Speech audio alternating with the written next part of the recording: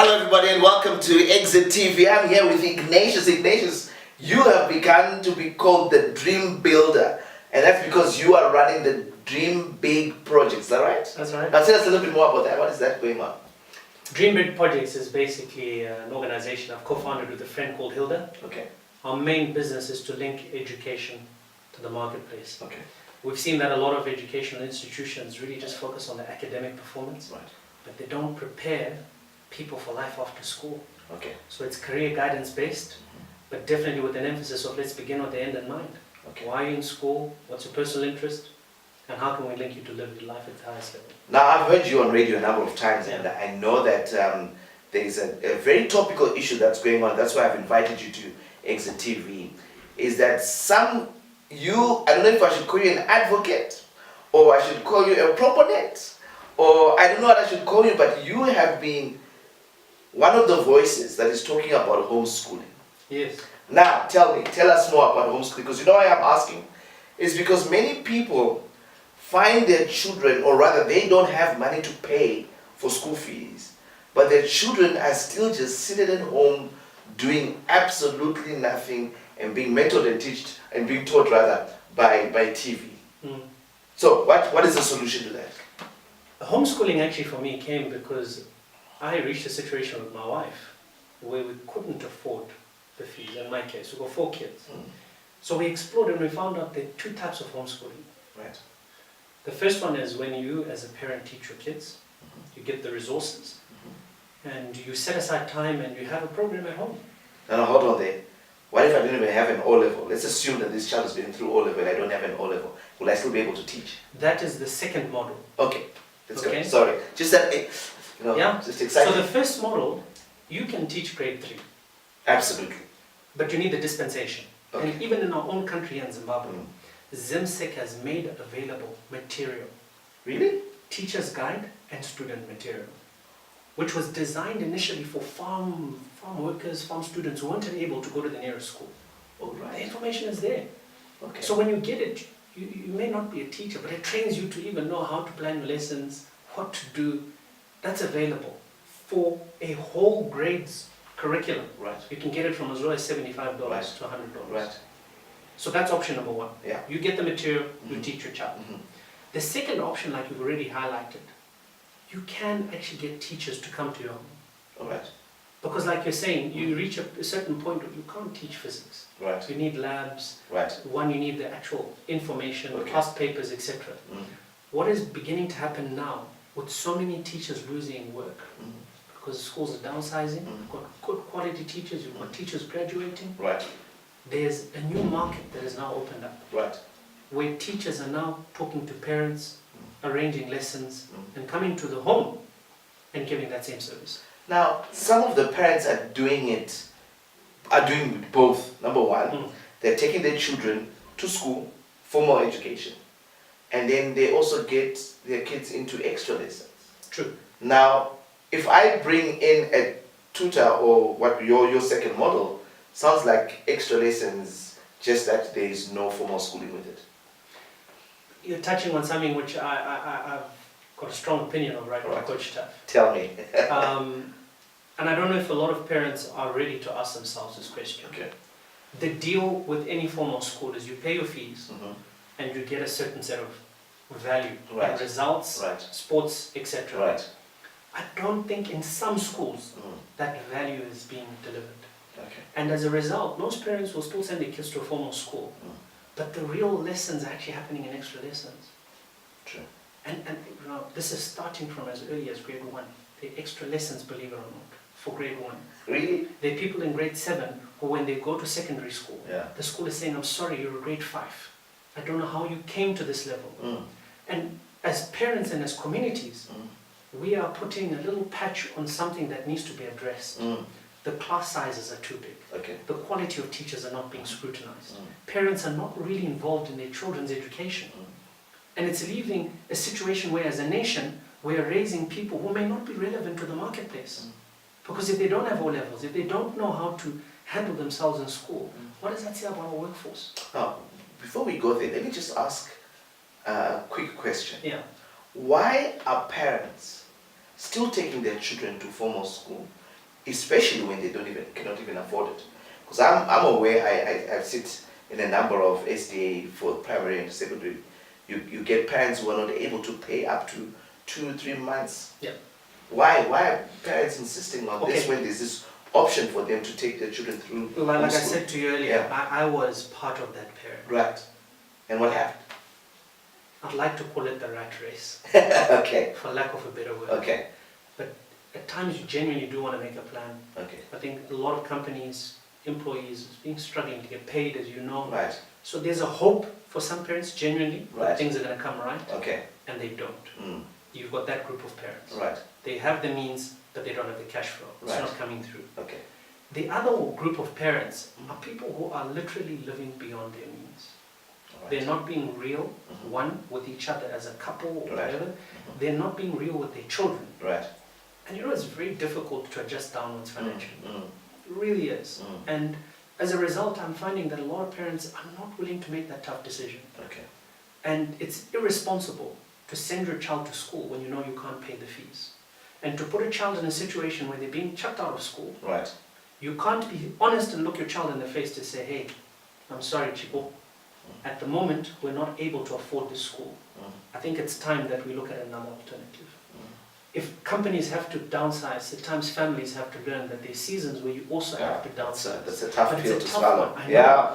But as tough as it is, Mm.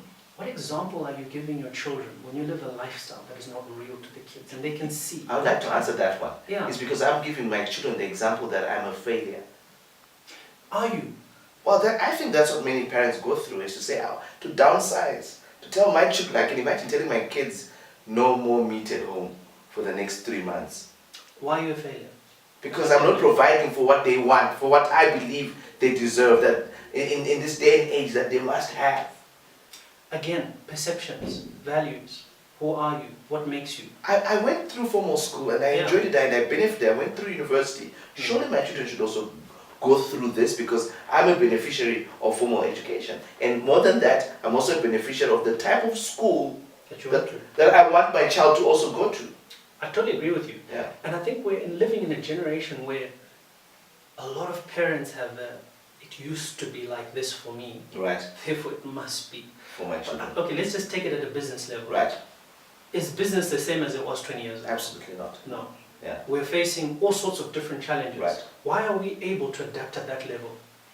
And be able to face... Because it's not personal. I'm not taking it No, home. I know. I'm not taking it home. If But I find families- somebody that said goodbye, good luck, see you soon, Yeah. but not my child. But families Yeah. are a unit of the marketplace. Okay. A marketplace is built by families. So when the market is affected, the family is affected. So what I'm challenging you and what I'm asking people is, hang on, how can you also accept to cut back work-wise, to accept short pay, to accept being retrenched, and an entire economy says, no, we must still maintain the same lifestyle? I think that's a deception a lot of families are living under. You know, sometimes you need to cut back in order to move forward. There's a pruning process in life that one has to look at. It's not negative, it's not failure. Some of my biggest growths, Coach Taff, has actually come from those pruning processes that people call failure. When I've looked like I'm down and out. In fact, the best decision I ever made was to pull my kids out of those schools. Well, just hold on there. So you say, sometimes we've got to cut back so that we can move forward. True. And we'll be right back in just a moment on Exit TV with the Dream Builder.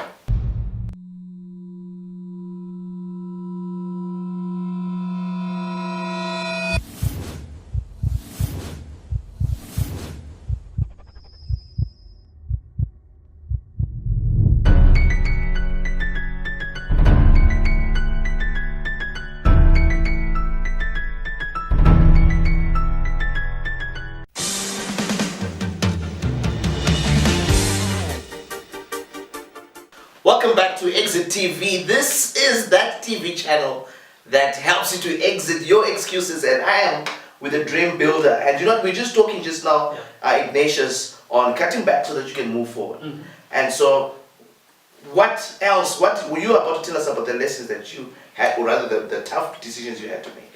The tough decision I had to make, Coach Taff, is Yeah. I had to reach a position where I said, and there was a saying that we started coining in Zimbabwe, Mhm. eat what you kill. I don't know if you remember that. Tendai BT. Remember that? Yeah. When we said you've got to learn to live within what you have. And Yeah. I looked at putting 4 kids through school, the numbers just didn't add up. And my wife and I sat and we said, listen, we had restless evenings trying to stress about signed acknowledgements of debts. We had to come to a place where we said, enough is enough. This is going to break us. But before we go there, backlash from parents, backlash from family, Yes. backlash from friends, Yes. backlash from people from your church. Absolutely. How do you manage that? In fact, family, friends, all the people you've mentioned actually came and said, how dare you do this? Really? Yeah. And they were like, look, how hard can it be? Make a plan. At the time, I was doing some... That wasn't nice. It wasn't. It wasn't. Yeah. But again, this is the thing about having a vision for your family. Right. And it's a challenge that I have to give to you as parents or guardians out there. What is your vision? Because the direction can still be the same, but the method can be different. Okay. And that's what got us to a place where we said, hang on, what do we really want to achieve for our children? Is the school the only mode to achieve the vision of setting up our kids to become the best that they can be? And that's when we came across homeschooling. You know, but it had to take a personal decision. You mentioned earlier that there's some kids sitting at home. Yeah. You know what the irony is? There's probably some graduate also looking for work, sitting at home, who could be teaching that child who's sitting at home. Who may not even be a teacher. I know it sounds extreme. Right, yeah. But I'm saying there's an opportunity and whole industry has been opened. There's the usual questions that are sometimes asked about social inclusion. But you're a community. And when you're involved in your kids' life, as parents, I think you begin to take notice of, are they good at it? Really, how good is a teacher? How best can I help my child? Well, your daughter has just done some phenomenal things. Please just tell the audience what has been going on. Because it's one thing to just say, this is what I've done, and we are all wondering, what evidence, what is the testimony, what have you done? What is the proof? Tell us the proof. My daughter, we pulled her out of school Form 3, first term. She was sitting at home while we waited to hustle to get money to pay for the fees. Right. We realized that we didn't have the money to pay. In December, she started O-level. In 3 months, she finished O-level syllabus. In 3 months? Yeah, for 6 subjects. She wrote in June. Right. And passed with 4 A's and 2 B's. You're kidding. She started in September of the same year to do A-level. Right. Maths, Bio and Chem. She's just finished writing in 6.5 months her A-levels for Maths, Bio and Chem. That's accelerated. It's accelerated, and I'm worried it wasn't that too much pressure. I bring my kids to work. My children work 2 weeks of every holiday here at work, and I've had friends and family say to me, child abuse, la la la la la. Isn't that too much pressure? That sounds like, what did we call it when we're taking over the farms? What did we call it? Anyway, let's not go there. But it's so accelerated. Do you know what happened? And I think until you've walked through homeschooling, personalized learning, it sounds like it's really, really accelerated. And in a way, I think it is, especially for A-level. But for O-level, you actually realize that one-on-one, by nature of the fact that a teacher is going through the curriculum on a personalized level, when they get it, they get it. In a class setting, from what I'm hearing, it sometimes takes 2 weeks for a teacher to teach what a student can be taught in an hour one-on-one. Above that, she had free time. She went to apply, or she went to at least try and get into the hockey, under 16. Yeah. She made Zimbabwe hockey as a homeschool student. Okay. She's now made under 18 Zimbabwe hockey. Wow. And is trying out for under 21. Is she not an outlier? I think she's an outlier by nature of the environment we've created. Okay. See, an outlier is not about where you are. Yeah. Because you can have an outlier in any environment. Yes. But I think the issue of parental vision or guardian vision is key. There is no guarantee right now that if our kids do well at O-level, A-level, or even at degree level, that they're going to be sorted. 30 years ago, if you did well in school, you were guaranteed of success. Yeah. That formula has changed, and a lot of parents are not aware of that. They're still running the academic race in a world where it's now about destiny and market fulfillment. Right. What is your child going to do? Although they're in school right now, do you have an inclination of what they can do after school? And how are you setting them up for that? Right. 2 things we're going to do before we close. firstly, I'm going to make it a little bit more personal. You've been Yeah. personal already. Mhm. But are you not speaking from a point of pain? Because, number one, you failed to get your children into school, and so you've become this huge advocate for this Yep. informal form of education. So, in quotes, because now we know that Zimsek can give you these things. Mhm. Are you not speaking from a point of pain? Number one, that's the core question that I want you to answer. And I would also like you to tell me, if money was not an issue Mm. for you, would you still homeschool your children? Today, with all you know, Yep. with all you've done, with all the successes and failures you've gone through, and the pain of taking your children through homeschooling. So number one is, are you not an advocate because of pain? Number two, if your money was not an issue, would you put your children back to Good. formal? Yeah. First question is Yeah. very simple. Yeah. Pain brought me to a place of revelation. Okay. So I am speaking out of a place that took me through pain, Okay. but I'm not advocating for this out of pain. Okay. I think it is a viable option for some Right. to help answer that question. Right. For those that are in formal schooling systems, Right. I think you need to do your homework. Mhm. What I'm really advocating for, as I've said earlier, Mhm. parental and guidance vision. Right. When you're in a formal school and your class has 50 students, I think you need to get involved. Okay. When you're taking your kids for extra lessons and paying a full term's fee, Mm. I think you need to get involved. That's I'm good. not saying pull your kid out of school. Yeah. I'm saying I think you need to hold the educational system as it is to account. Good. Please, can you deliver what we say? By not doing that, you're making that educational system redundant. It means the kids are not learning at school, they're not learning from extra lessons. Now, many people are going to be watching this. They would like to get hold of you. What's your number? My number is 0777 714 147. Say it again. 0777 714 714 147. 147. Yeah. Now, as we conclude, you call yourself the Dream Builder Projects. That's right. That's what Dream big projects. Dream Big Projects. So just quickly tell us, what are the projects you're running? What does it mean? So that when we've given these guys your numbers, so guys get a hold of Ignatius. He says he pain got him where he is, and is a man who's now building a dream for many because he's got the revelation. So projects. Our projects are mainly linked on the education. Okay. So we have a Dream Big career workbook called the Dream Big Diary. All right. We're linking and exposing kids to 52 different weeks. Good. Product number one.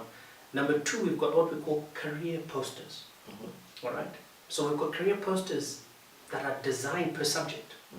So for high school students, they can begin to say, if I'm passionate about maths, geography, science, history, languages, what could I possibly do? Right. An important tool, especially in that decision. Okay. Don't wait until you finish O-levels to then try and figure out who you are. Right. Start as early as Form 1. Okay. The third one is an app. Mhm. We realize that in Africa, in Zimbabwe, we don't even have tertiary institutions. Some people have dreams to become a doctor, Yeah. and it's limited because they couldn't get into the UZ or whichever medical Right. fraternity. Right. We've now created an opportunity. Once you decide that you want to become an accountant or you want to become a software designer, we then want to help you get to a university, Okay. locally, regionally, and internationally. Because if you don't, we're worried that at the end of the day, we're not setting up yourself, your family. Many parents lack this information to then make the next decision, but we need to link that up to the marketplace. What work can you do? Excellent. Now I'm going to give you a challenge. Mm. I was listening to you, and my challenge is this. I think you need to come up with some tool, or maybe two. Number one, to assess our kids, so that I know when they're in grade 5, they're actually in grade 5. I need to do that for my child. Mhm. The second one is, how do I hold my school to account? So those are the two challenges. Next time we bring you on Exit TV, maybe you'll have exited that excuse. But thank you so much, Thank you Ignatius. so It was much. great having you. Thank you. And we'll see you soon. And I hope you've enjoyed this. God bless.